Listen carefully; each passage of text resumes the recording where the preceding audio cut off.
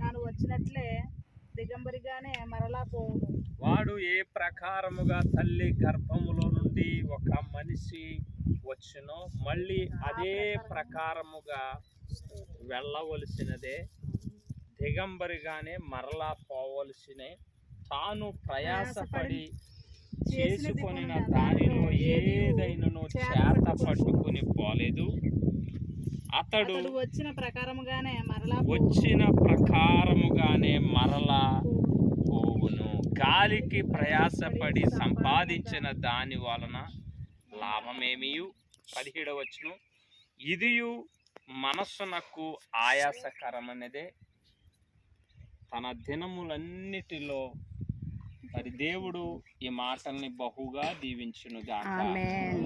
ఇంకా ఆయుష్కాలం గురించి కూడా రాయబడింది. మరి నాన్న 70-80 సంవత్సరాలు అని బైబిల్ గ్రంథం సెలవిస్తూ ఉంటుంది. అంతకంటే ఎక్కువే, కనీసం 4-5 సంవత్సరాలు ఎక్కువే దేవుడు ఆయుష్ ఇచ్చారు.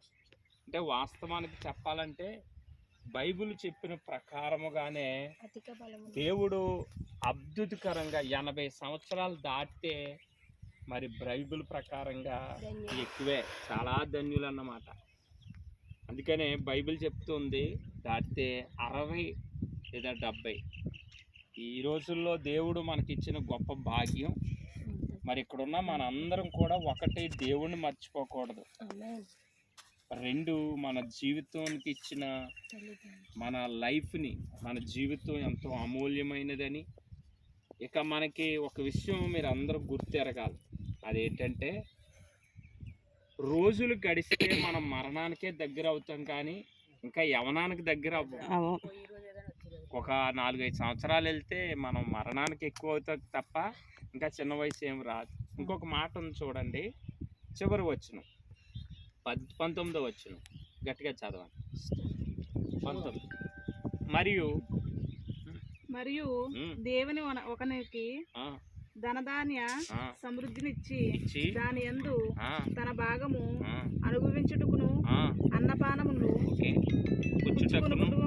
తన కష్టార్జితమందు సంతోషించుటకును వీలు కలిగి చేసిన ఎడల అతనికి ఆ ఆస్తి దేవుని ఆశీర్వాదం వలన కలిగినదనుకోలేను. తర్వాత అట్టి వానికి దేవుడు హృదయమును దయచేయున్నాడు గనుక అతడు తన ఆయుష్కాల దినములు జ్ఞాపకము చేసుకొనవలెను. ఇప్పుడు నాన్నగారిని అతడు తన ఆయుష్కాల దినములను జ్ఞాపకం చేసుకోవాలి. ఇన్ని సంవత్సరాలు దేవుడు ఆరోగ్యం ఇచ్చారు, ఇన్ని సంవత్సరాలు తోడుగా ఉన్నారు, ఇన్ని సంవత్సరాలు నీడగా ఉన్నారు, ఇన్ని సంవత్సరాలు మరి మనల్ని అందరినీ కూడా ప్రార్థన వలన ఈ స్థాయిలో ఉండడానికి దేవుడు మహాకృప ఇచ్చారు.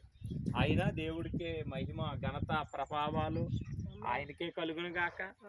మిగిలిన అయితే ఇంకొక మాట ఉంటుంది, చిన్న మాట ఏంటంటే అది కూడా చదివేద్దాం. ఒక చిన్న మాట, మనందరం ఈ మాట వినాలి. ఇక్కడ ఒక్కసారి 1 రాజుల గ్రంథం 2వ అధ్యాయం 1వ వచనం చదివేయండి. చిన్న మాట ఇది. 1 రాజులు 2వ అధ్యాయం 1వ వచనం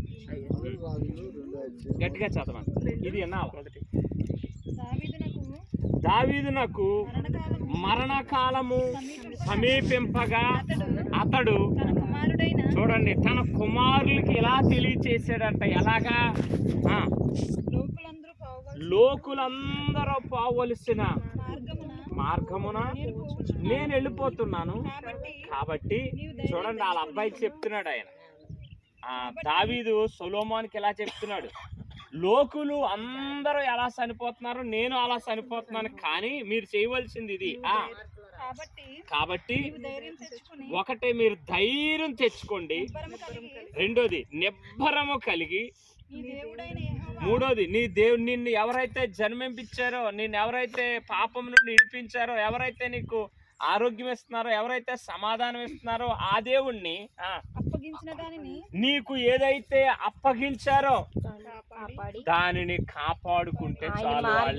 అనుసరించిన ఎడల నీవు ఏ పని పూనుకున్నా అక్కడ ఎక్కడ తిరిగినను